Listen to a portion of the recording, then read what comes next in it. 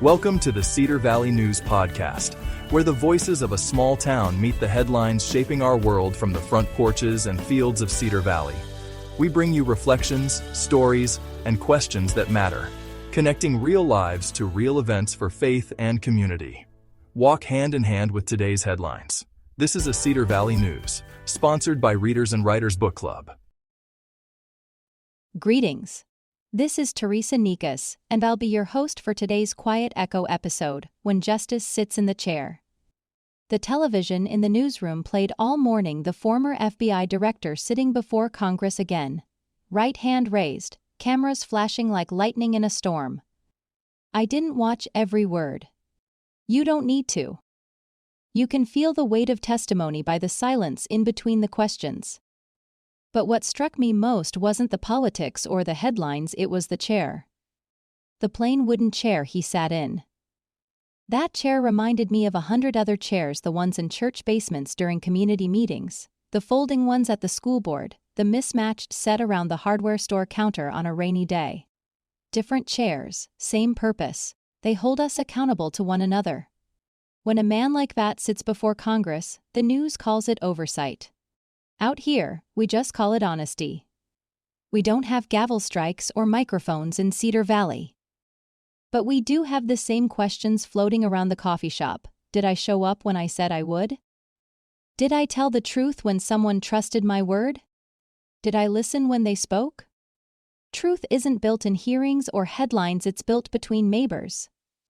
It's in the handshake that still means something. It's in the promise that doesn't need paper to hold.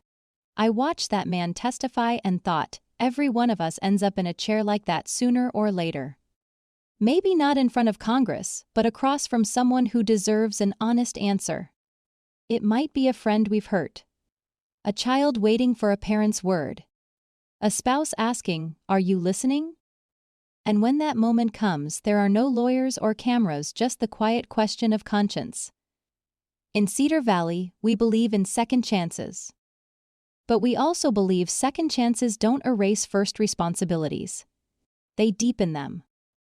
Justice isn't only about what happens in Washington, it's what happens here when we choose to live truthfully in the small things. This week, while the news rolls on about testimony and trials, maybe ask yourself, what kind of witness am I to my own word? Would I still be proud of my story if the world were listening? Because the real testimony of our time won't be given in Congress. It'll be given at dinner tables, in classrooms, in checkout lines, in all the quiet places where character still has a voice. From the editor's desk, I'm Teresa Nikas. This is Cedar Valley News. Thank you for listening, and may we all sit a little straighter in our own chairs this week.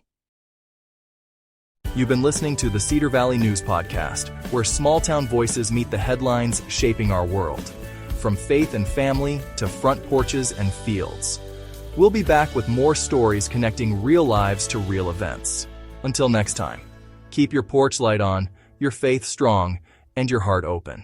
This is Cedar Valley News, sponsored by Readers and Writers Book Club.